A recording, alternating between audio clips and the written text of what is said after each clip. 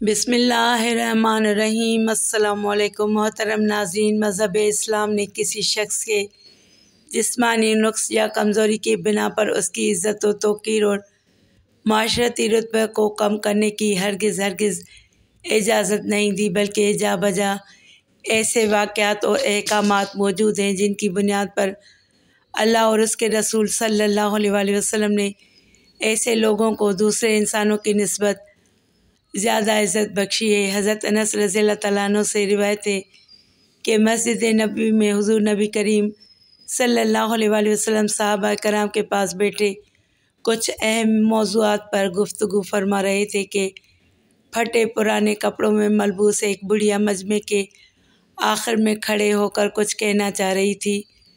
سرکار صلی اللہ علیہ وسلم اس کی طرف متوجہ ہوئے۔ اس نے عرض کیا کہ حضور صلی اللہ علیہ وسلم میں کچھ عرض کرنا چاہتی ہوں مگر سب کے سامنے نہیں۔ صحابہ کرام رضوان اللہ تعالیٰ علیہم اجمعین نے عرض کیا، یا رسول اللہ صلی اللہ علیہ وسلم، یہ عورت پاگل ہے اور ایسے ہی آپ صلی اللہ علیہ وسلم کا وقت ضائع کرے گی۔ آپ صلی اللہ علیہ وسلم کا چہرہ اقدس متغیر ہوا۔ فرمایا کہ پاگل ہے تو کیا انسان نہیں؟ کیا اس کی خواہشات اور تمنائیں نہیں ہیں؟ یہ اپنا کچھ کہنے آئی ہے، لہٰذا آپ صلی اللہ علیہ وسلم مسجد نبوی سے نکل کر اس کے ساتھ چل پڑے۔ آپ صلی اللہ علیہ وسلم نے اس سے اس کی حاجت پوچھی اور ساتھ ہی فرمایا کہ تیری ہر بات تسلیم کی جائے گی۔ بڑھیا آگے آگے چلتی رہی اور سرکار دو عالم صلی اللہ علیہ وسلم اس کے پیچھے پیچھے چلتے رہے۔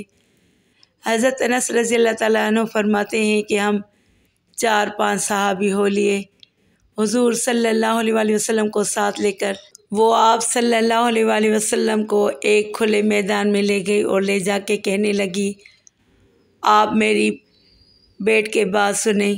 آپ صلی اللہ علیہ وسلم بیٹھ گئے اور وہ آپ صلی اللہ علیہ وسلم سے گھنٹوں بہت دیر تک بات کرتی رہی۔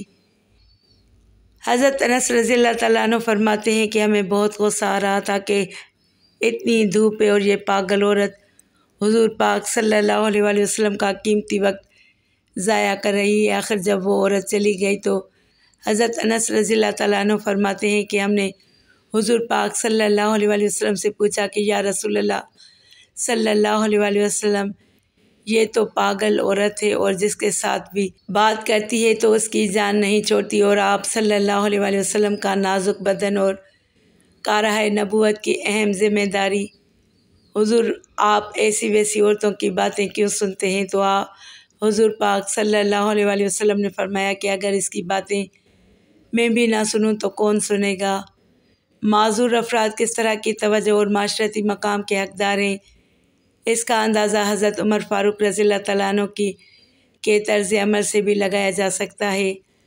معذور افراد کس طرح کی توجہ اور معاشرتی مقام کے حقدار ہیں سکتا ہے۔ ایک دفعہ حضرت عمر فاروق رضی اللہ تعالیٰ عنہ لوگوں کو کھانا کھلا رہے تھے کہ ایک شخص کو دیکھا جو بائیں ہاتھ سے کھانا کھا رہا تھا۔ آپ رضی اللہ تعالیٰ عنہ نے فرمایا کہ اے بندہ خدا، دائیں ہاتھ سے کھا۔ اس نے جواب دیا کہ وہ مشغول ہے۔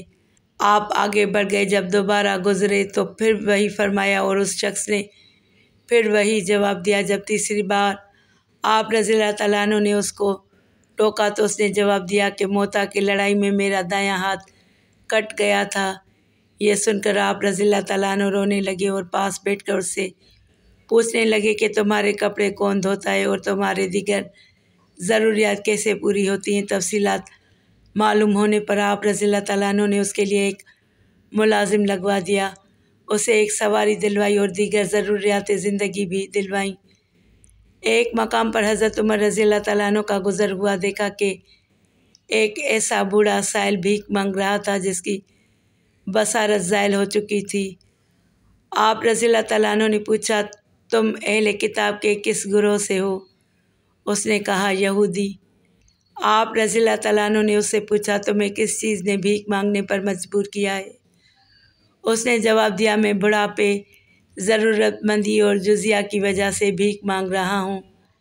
حضرت عمر رضی اللہ تعالیٰ عنہ اس کا ہاتھ پکڑ کر اپنے گھر لے گئے اور گھر میں اسے کچلا کر دیا، اور پھر آپ رضی اللہ تعالیٰ عنہ نے بیت المال کے نگران کو بلایا اور اہل کتاب بوڑھے معذور لوگوں کا جزیہ معاف کرنے کے احکامات جاری کر دیے۔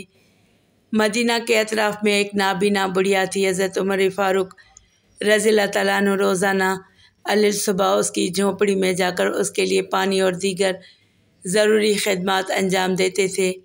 کچھ عرصے بعد آپ کو محسوس ہوا کہ کوئی شخص ان سے پہلے آ کر یہ کام کر جاتا ہے۔ ایک روز تحقیق کی غرض سے آپ رضی اللہ تعالیٰ عنہ کچھ رات گزرنے کے بعد جلد وہاں تشریف لے گئے تو دیکھا خلیفہ اول حضرت ابو بکر صدیق رضی اللہ تعالیٰ عنہ اس ضعیفہ کی خدمت گزاری سے فارغ ہو کر اس کے جھونپڑے سے نکل رہے تھے۔ حضرت عمر فاروق رضی اللہ تعالیٰ عنہ نے اپنے دور خلافت میں اس بات کا سخت اہتمام کر رکھا تھا کہ کوئی شخص فقر و فاقہ میں مبتلا نہ ہو۔ آپ رضی اللہ تعالیٰ عنہ نے حکم جاری کر رکھا تھا کہ ہر مفلوج اور اپاہج فرد کو بیت المال سے ماہانہ وظیفہ دیا جائے۔